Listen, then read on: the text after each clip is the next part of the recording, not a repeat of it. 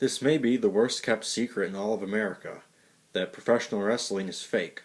We all know that it's fake. It's staged, it's scripted. There's a group of writers who write storylines for the wrestlers to act out in front of the camera. The matches and winners are predetermined, but yet millions of people watch it all over the world. It's one of the most popular forms of entertainment on television today. So who are these wrestlers in real life? And what are their lives like not in front of the camera? What happens when real life takes over the script?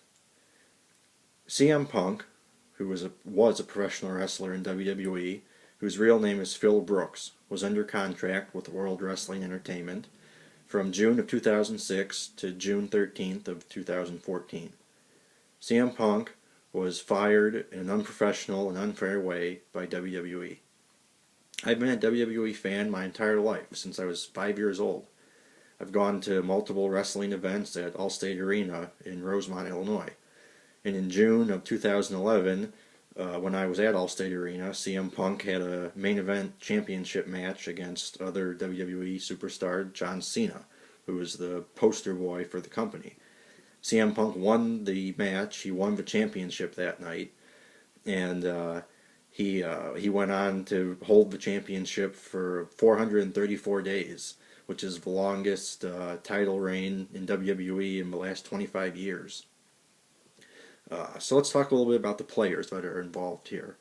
What is WWE exactly? It's a publicly traded company on the New York Stock Exchange. It's a global leader in entertainment.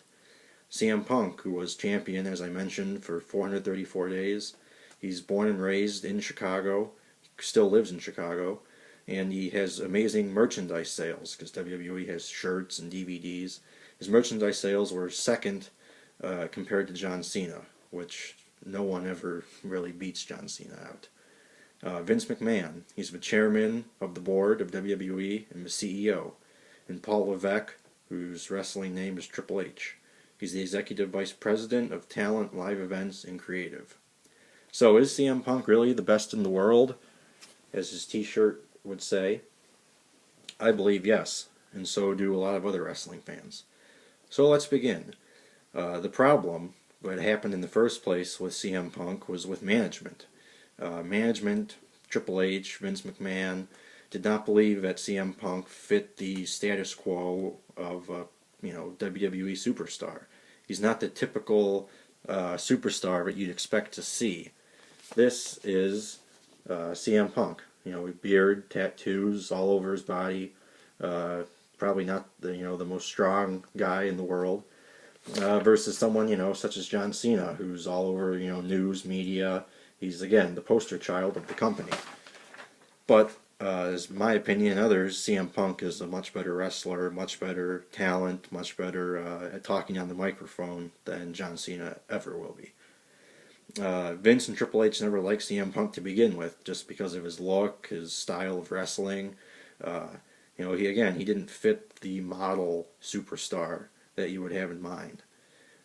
He wasn't always in main event matches of big wrestling events, but he should have been, because again he could perform and he could do his job extremely well, and a lot of other wrestling fans feel the same. Again, in an interview that CM Punk recently did on The Art of Pro Wrestling with Colt Cabana, who was doing a podcast, and CM Punk was explaining why he got fired from the company. Basically, management stole his ideas. He went to Vince McMahon saying that he wanted to wear UFC-type wrestling trunks, and Vince said no. And then 2 months later, a UFC star, originally WWE superstar Brock Lesnar, came back, and Brock Lesnar had UFC trunks on, but CM Punk wasn't allowed to wear them. CM Punk also wanted to accompany a UFC fighter from Chicago to the ring for one of his matches, which would bring media attention to WWE. Again, Vince McMahon said no, UFC was too barbaric of a sport. And again, 2 weeks or so after CM Punk told Vince about this, Triple H accompanied boxer Floyd Mayweather to the ring instead. Another problem was equal pay. CM Punk did not receive equal pay specifically for his match at WrestleMania, WrestleMania is the biggest wrestling event for the company that they put on, once a year. So on April 7th of 2013 was WrestleMania 29, where CM Punk wrestled another top superstar, The Undertaker. CM Punk lost the match. He was not in the main event of WrestleMania. Instead, The Rock, known as everyone knows, Dwayne Johnson, who's a big movie star now, was in the main event against, of course, John Cena. And even Triple H and Vince and multiple WWE fans said that CM Punk and Undertaker had a much better match than The Rock and John Cena did. In this podcast, what CM Punk just did, this is CM Punk's words. He said, Triple H said, but I was in the main event against Undertaker. But that's not true. As much as WWE wants to advertise that there is 4 main events, we all know that the last match is the main event.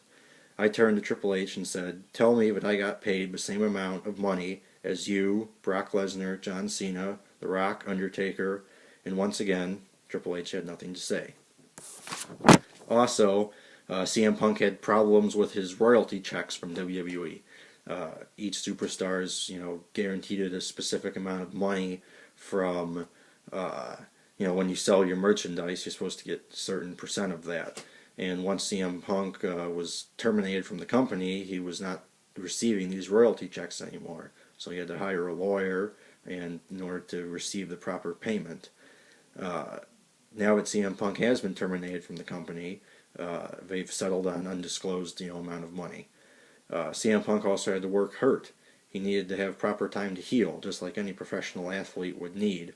Wrestlers are working 300 plus days a year, traveling, competing, and putting their body in lots of pain, pretty much on a nightly basis. So with not having proper time to heal, that's a huge factor.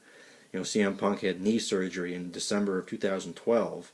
And he had to come back right away in January of 2013, and where he lost his championship to The Rock at the time. CM Punk also had a staph infection that was not properly diagnosed by WWE doctors, and when he went to a different doctor outside of WWE, it was diagnosed as a staph infection that could have killed him.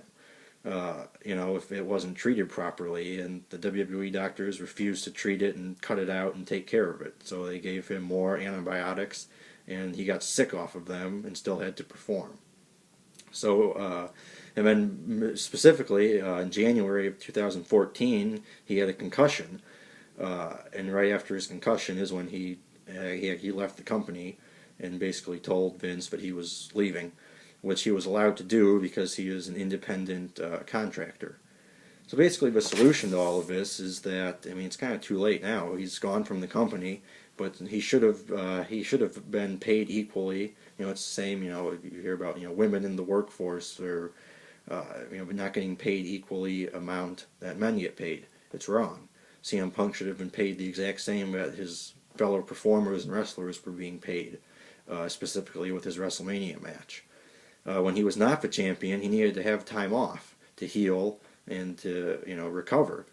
WWE needs to have a union involved to protect injured wrestlers and to have to avoid legal issues with contracts. CM Punk was one of the best wrestlers in WWE. He made the product interesting again because the show was getting kind of boring and stale after John Cena all the time being in main event matches.